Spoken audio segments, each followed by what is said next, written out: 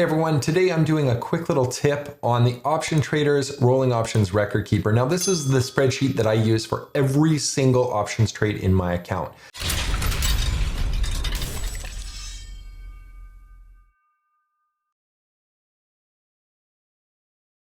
Now the spreadsheet is fantastic because it tracks all of my open option positions in all of my accounts. It's also available to my patrons. So if you guys are signed up as an options tier patron, you get to download it for free and you get to see the one that has all of my real-time trades in it. It's pretty awesome. Today I entered a couple new trades. I'm going to show you how I enter them into the DTE sheet.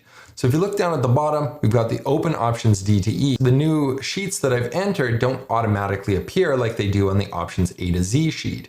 This is because I have multiple places where I can enter data. I can enter data into column R, or I can enter data into column C. What I need to do is I need to look at the cell C3 and I need to enter the information that's missing.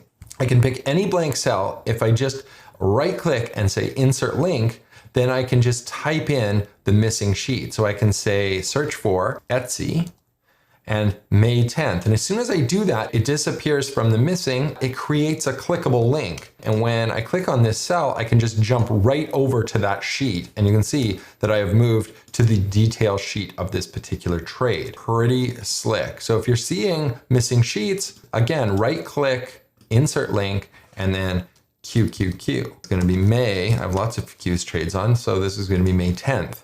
Those are the new trades.